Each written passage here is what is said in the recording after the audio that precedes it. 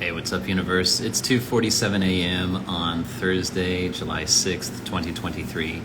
From my last video, I just want to tie in a couple of things real quick. I had written down some quotes and some other stuff that I just wanted to bring in to make this relevant.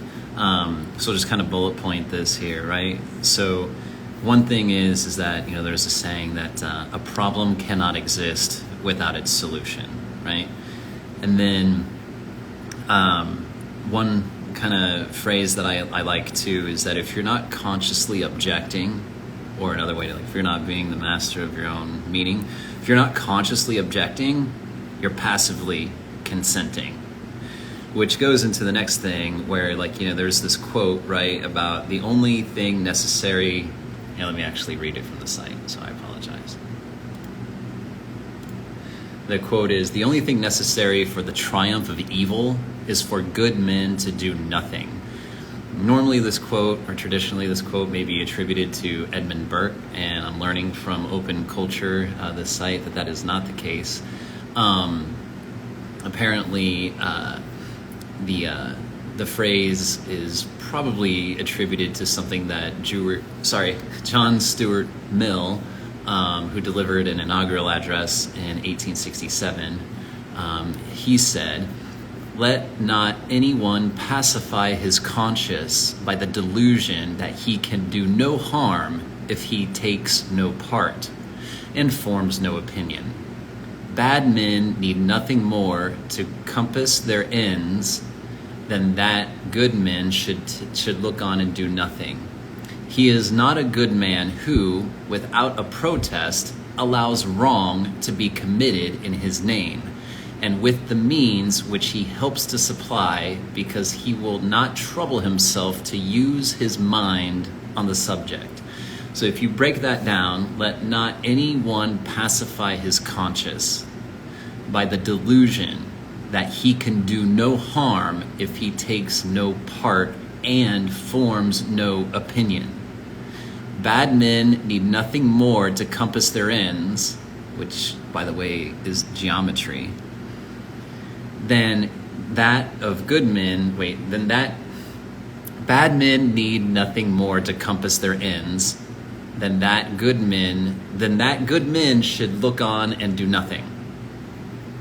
So basically, for the influence of the outcome, even if you're aware and you choose to abstain, if you're not consciously objecting, you're passively consenting, which goes back to Vietnam, right? Conscious objectors, and they would remove themselves, and there's obviously opinions about that. And again, I'm not here this. You could see if this inspires some type of feeling in you. That's not my point, to be a prick in the side, so to speak, or thorn in the side. Although if it is, it's illustrative of the point. You know what I mean? And not the point of being jabbed. It's illustrative of the point of how wedge topics operate. And so I just like this quote. Yeah, bad men need nothing more to compass their ends. That's literally geometry. Then that good men should look on and do nothing. He is not a good man who, without a protest, allows wrong to be committed in his name and with the means which he helps to supply, because he will not trouble himself to use his mind on the subject." Which to me is exactly the same thing that I was just saying before. It takes some effort, takes some consciousness, takes intention, and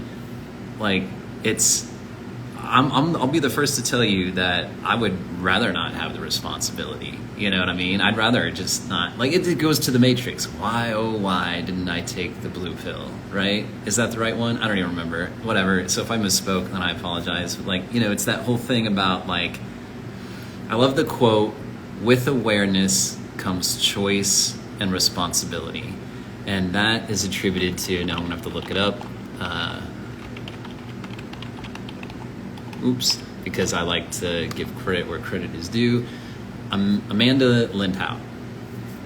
So I like that. With awareness comes choice and responsibility.